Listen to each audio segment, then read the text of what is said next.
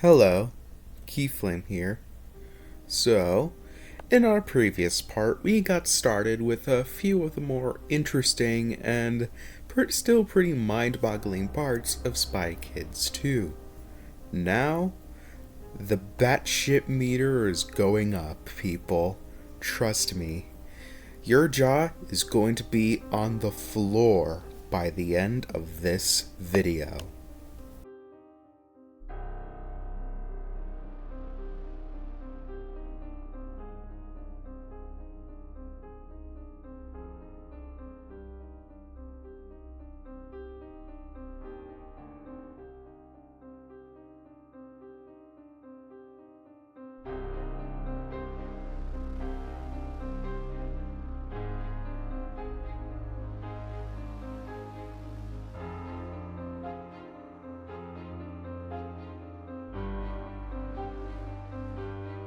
Anyways, where did we leave off? Oh yeah, Junie and Carmen arrive at the island that previously wasn't there.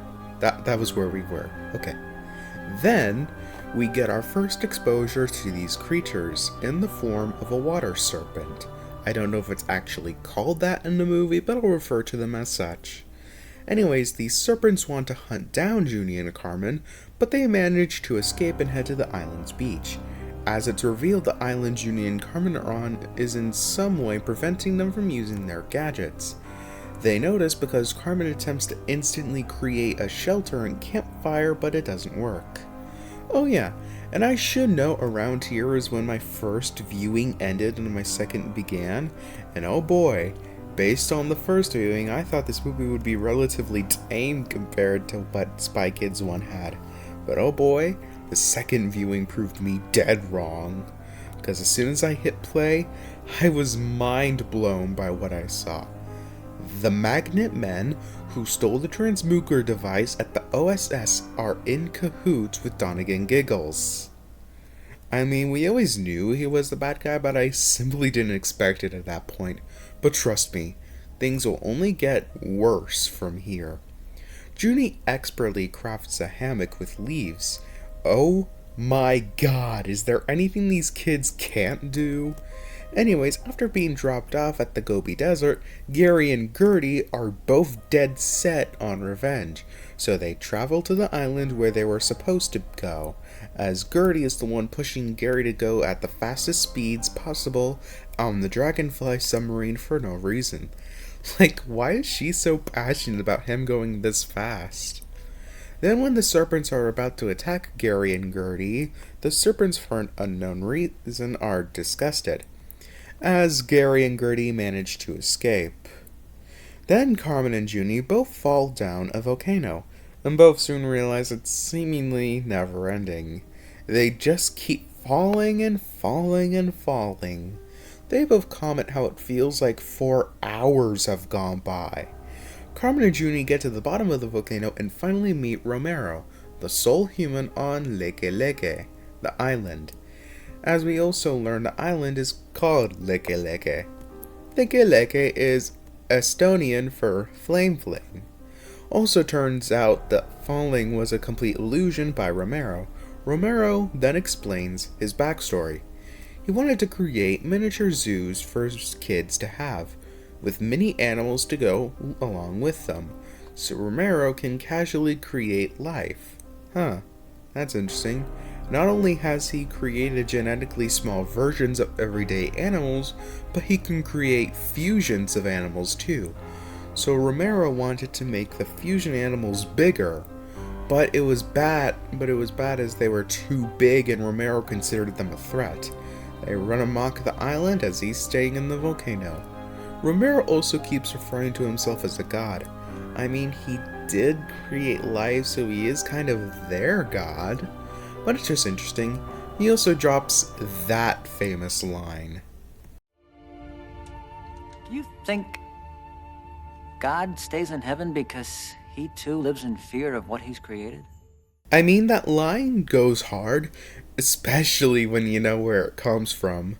Also, wait a goddamn minute.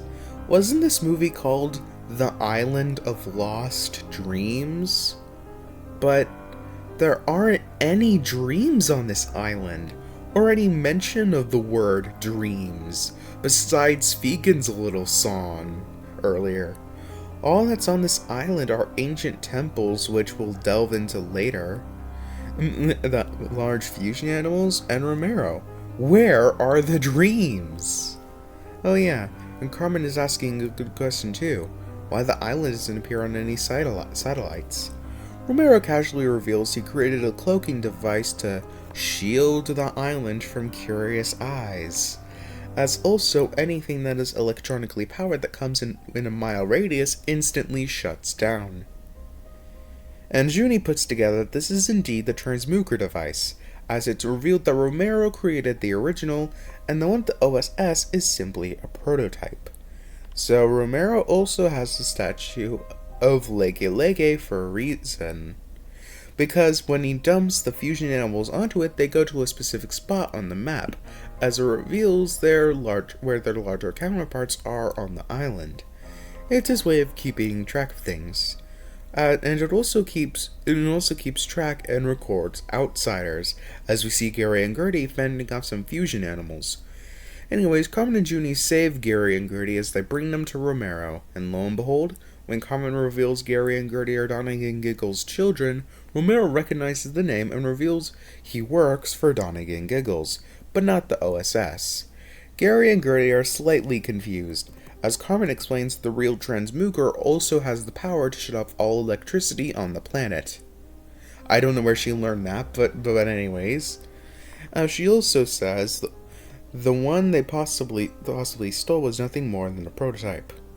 Carmen, like your father, sometimes you're smart, but you did a stupid thing. Why reveal all this info to your enemies?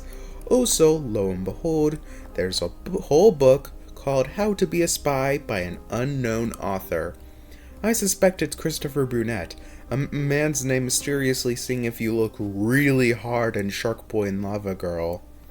If we want more info, I recommend checking out the Theorizer's phenomenal theory video on the movie. If I remember to, I'll leave it somewhere.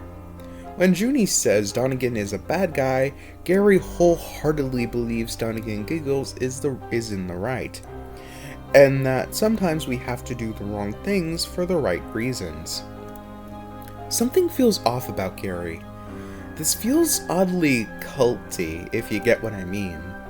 Anyways, we then cut to Ingrid and Gregorio in a submarine, ready to save their kids. They have a conversation, and in what is truly the most mind-blowing thing in this movie, Gregorio insisted on doing his children's dental work himself. If that wasn't bad enough, Gregorio had installed a tracking device in their teeth, his own invention, as he put it.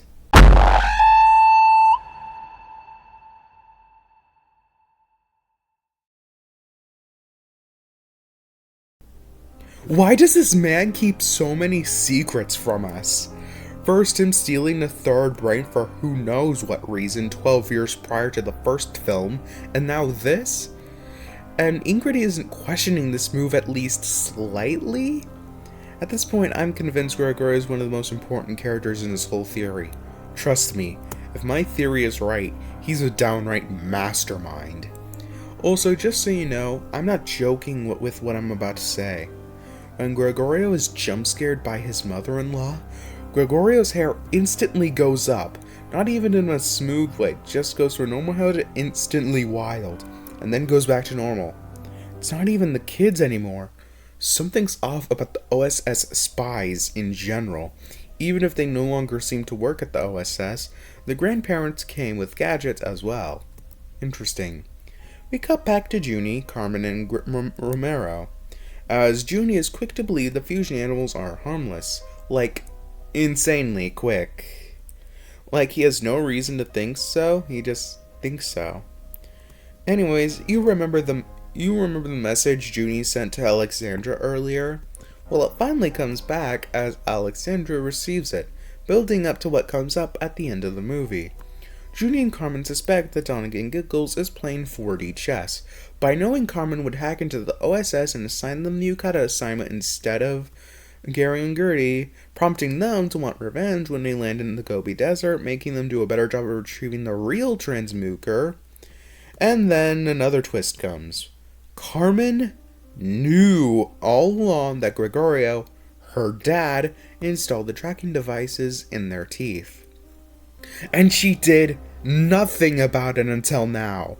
This moment, no joke, made me verbally express my shock. Either so blatantly obviously tracking devices, or Carmen is just that smart. And now she has to use tweezers to get them out. Wonderful. But it seems like we get our answer. Gregorio made it obvious what he was doing. It wasn't even in their teeth. Gregorio fully replaced one of each of their teeth with a tracking device. But you'd think Gregorio of all people wouldn't make it that obvious considering the tooth is green. What about any dentist, teachers, kids, anyone who sees their teeth? What would they think if they saw a kid with a green tooth? Carmen instantly figures out Donegan Giggles' real goal after their chat about potentially being set up, that Donegan Giggles wants Carmen and Junie to need help, prompting Ingrid and Gregorio to come so they can all be there so he can get them all out of the way at once, so he can steal the real Transmuker device for himself, and then destroy the island with them on it. Why does Donegan Giggles hate the Cortez family so much? He's practically raising his kids to hate them too. He outright made sure he got the promotion instead of Gregorio, and wants to kill them. What is going on with him? Have Ingrid and Gregorio done something to him in the past? As the tracking devices are destroyed by Carmen and Junie, back on the submarine, Grandpa reveals he had given Junie a necklace for last Christmas that, lo and behold, is actually a tracking device as well. Back to Gary and Gertie. They are a real in sync and equally devious duo, both getting the idea to use the Slizzards to get across the island quicker. Then Junie and Carmen both enter a mysterious cave, where they both would soon realize they can hear each other's thoughts now, but can't speak, and it's the cave's doing. But why? Well, it appears as if Romero wasn't the only human to at least live on Leke Leke, as the special cave Carmen and Junie are in actually contains treasures, monuments, and dead skeletons of people. Interesting. Carmen suspects this is where pirate prisoners and the treasure were kept by whatever civilization this was. Carmen is also quick to figure out that the island is ancient in some way, and also very cursed, as she tells Junie not to take any treasure or it'll be their doom. I mean, fair enough. As Junie takes the sun necklace anyways, the skeletons appear to be living again, so curses and resurrections also exist in this world. Interesting. Now, beyond the place with the treasure is a crossroads, leading to what I imagine is a maze, as the path they take leads straight towards the beginning. When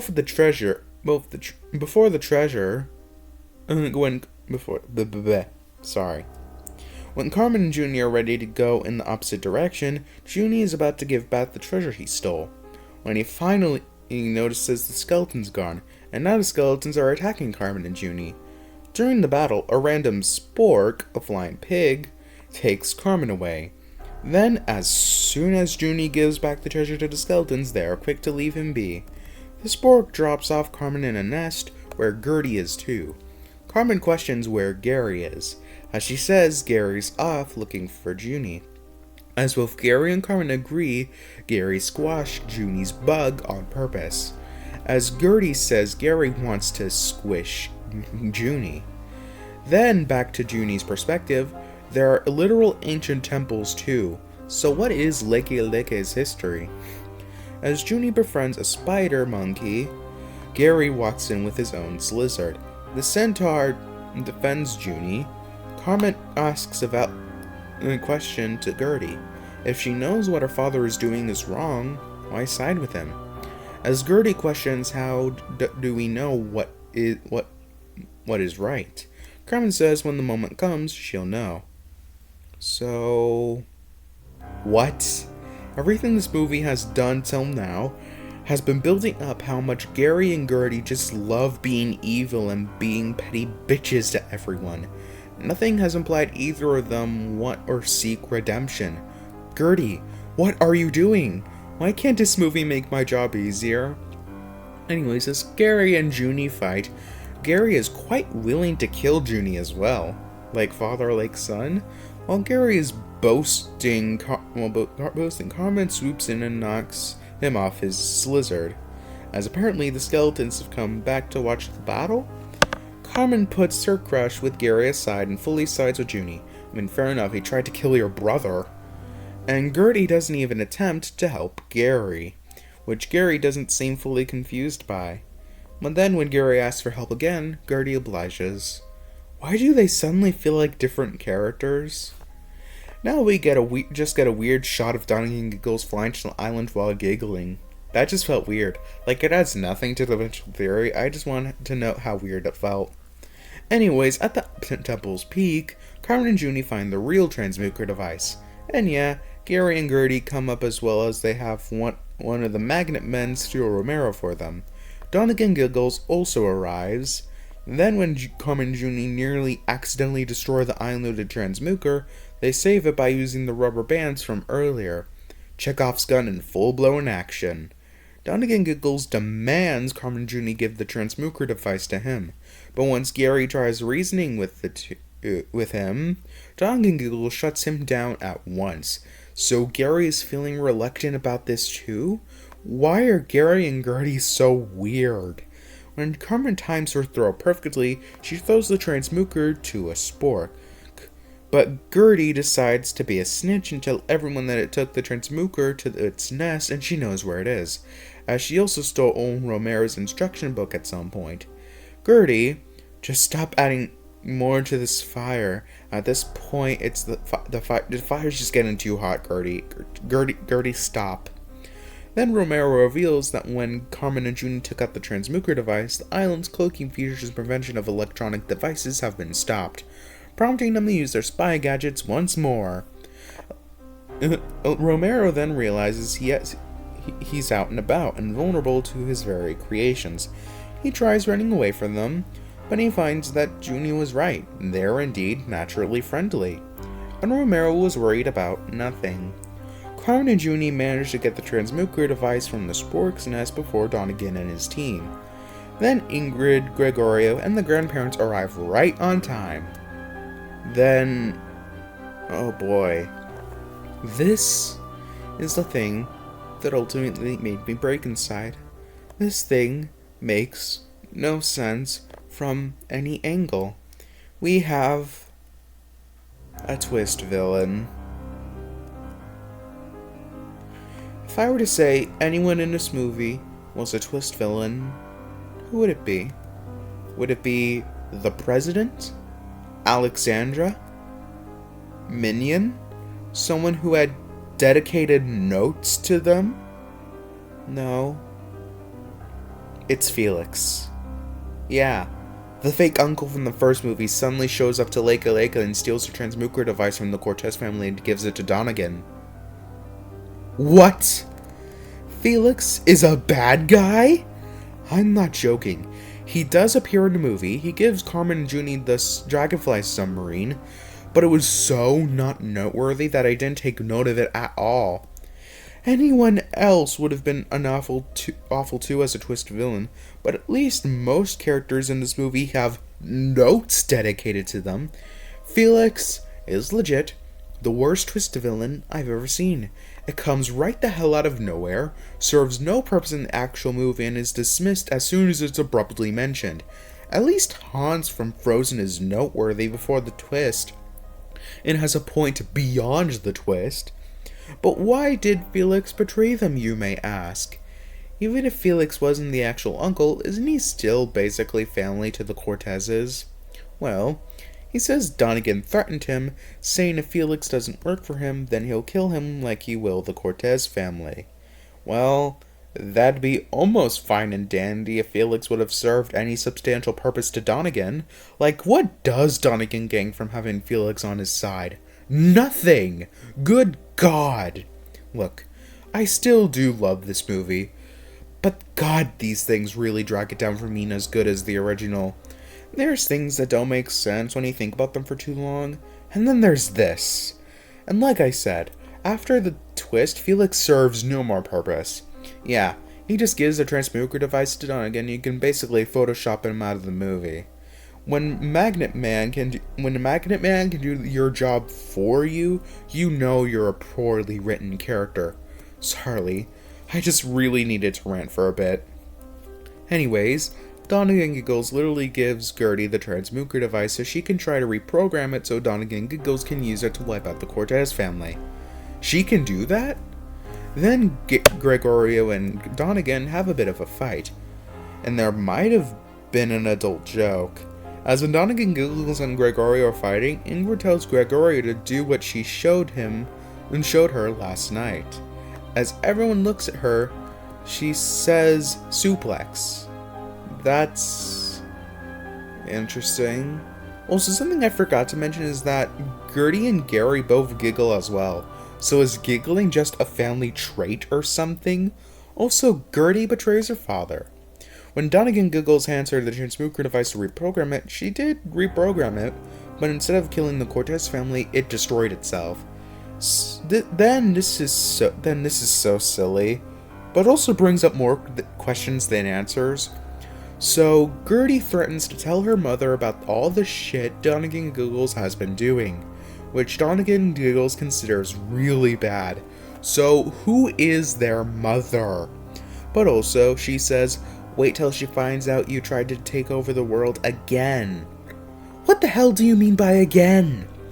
When was the last time? And why did the OSS welcome him back if he tried to take over the world the first time? Anyways, the President and Alexandra arrive at the island, as Alexandra temporarily disavows Gary from the OSS. What? So, Junie got fired for roughhousing, and for everything Gary did in this whole movie, like, attempted murder, all he gets is temporary disavowment. And Donegan Giggles, for all the shit he did, only gets fired. And Gertie gets absolutely no punishment. Are you kidding me? Yes, the ending to the original Spy Kids could have been more clear in what happened to its villains, but at least they got what they deserved. Donegan and Gary both try to murder people in this movie, and this is all that happens?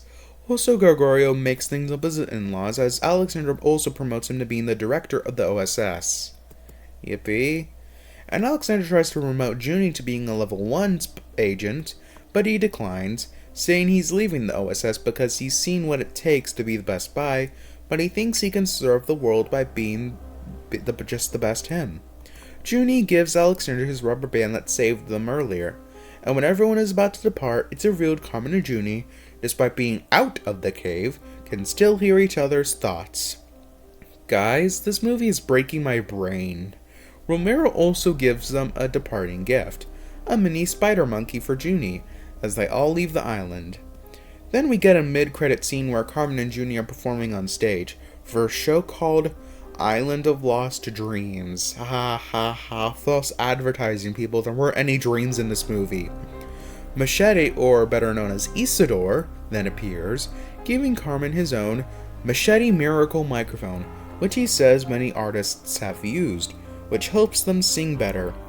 And she also gets something from him that'll make her dance like Britney Lopez, whoever she is. Junie also gets a guitar from Machete that'll make him play like Agnes Van Santana, whoever he is. And now the Magnet Men are being used as people in the band, playing instruments. But aren't they people too? Shouldn't they have gotten more severe punishments for what they've done? Or is this their punishment? Something about them just doesn't feel real. In a post-credit scene, Tinky Winks shows up to Leke Leke, wanting to find Romero, saying he wants them to work together to make a theme park. And then we get another post-credit scene where nothing happens. It's just the Spy Tears and Junie and Carmen's treehouse showing up, and that's it. Huh. Honestly, those are the perfect words to end this movie on. Huh? People, this was insane. I thought nothing could outdo what Spy Kids 1 did, but this did it. Hopefully Spy Kids 3 doesn't double down and go harder, cause lord, I need a simple watch. Anyways, have a lovely day, and until next time.